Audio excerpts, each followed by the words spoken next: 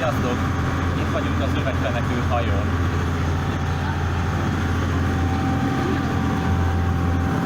Mutatom, hogy néz ki a hajó belülről. Az üveg alja.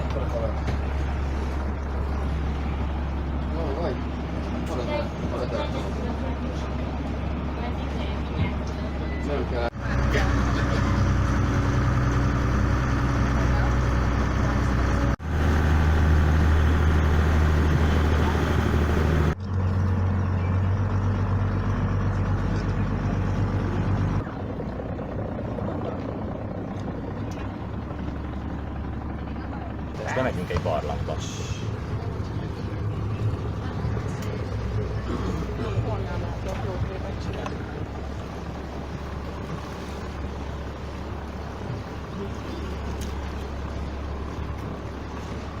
Még egy barlang.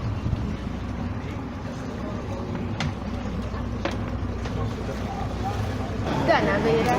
És még egy kis halevetésben is részünk van, és denevérekben. Ó! Azt a kurveget nézd csak.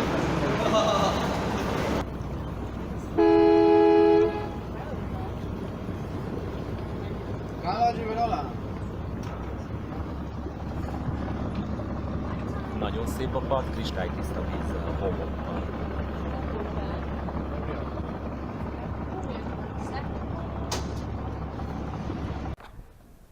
Sziasztok! Idehoz titeket az üvegfenekű hajó erre a partra.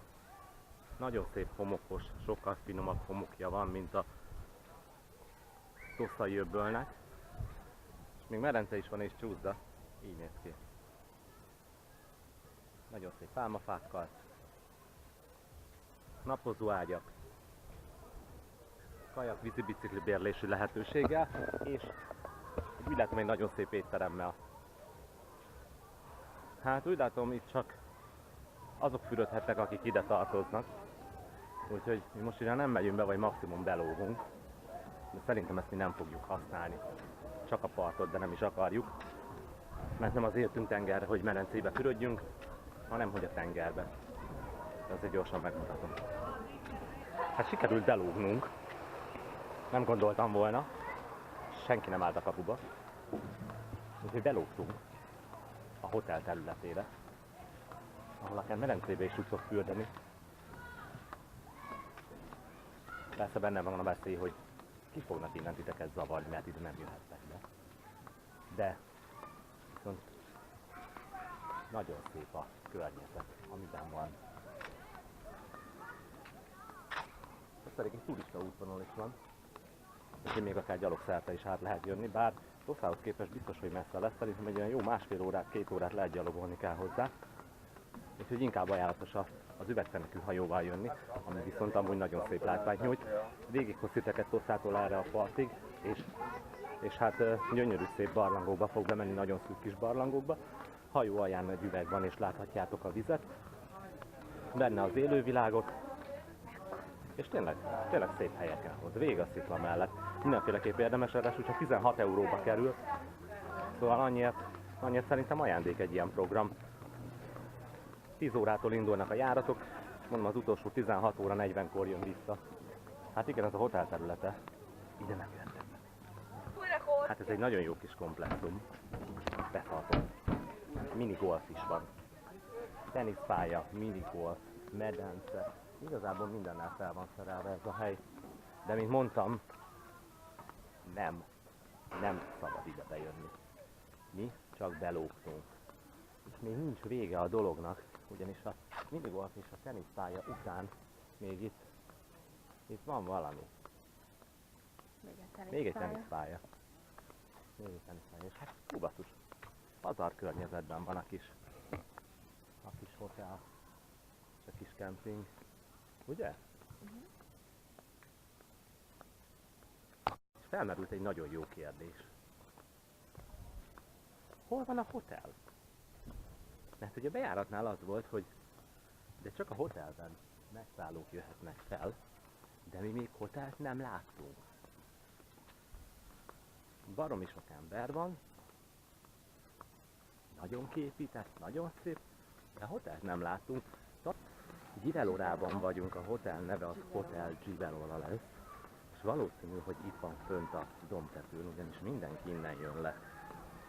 Hát addig már nem menjetek fel. De ha már itt vagytok ebben az öbölben, érdemes benézni ide. Hát csak sunyiba. Ugyanis itt mindenkin karszalagban, rajtunk meg nincs. De eddig még nem vették észre. Csúszunk egyet? Miért nem? Csúszunk egyet, ha itt vagyunk. Csúszunk egyet. Most pedig meg tudjuk nézni az éttermet. Megmutatjuk nektek az éttermet, ami itt van ezen a parton. És épp valami kis séfes szakács tanfolyam van. Úgy látjuk ott föntől, hogy vannak a kis szakácsok. Ki tudja, kivel találkozunk itt. Megnézzük. Még egy utolsó pillantás a partra. A part nagyon jó idő van, ugyan 28 fok körül lehet. Napsüt, ezzel egy olyan hőérzet 30 biztos van. Még ilyenkor is szeptember végén. Itt vagyunk az étteremben. Így néz ki ennek a parknak az étterme. Szóval, ha eljöttök ide, nyugodtan tudtok kajálni. Úgy vannak a kicsi séfek. Kicsi fekete, kicsi spanyol, kicsi német séfek. Hát nagyon szépen meg tudtok itt kajálni. Nem hiszem, hogy gondot jelentene, ha ide eljöttök, és nem kell uzsonát pakolni magatoknak.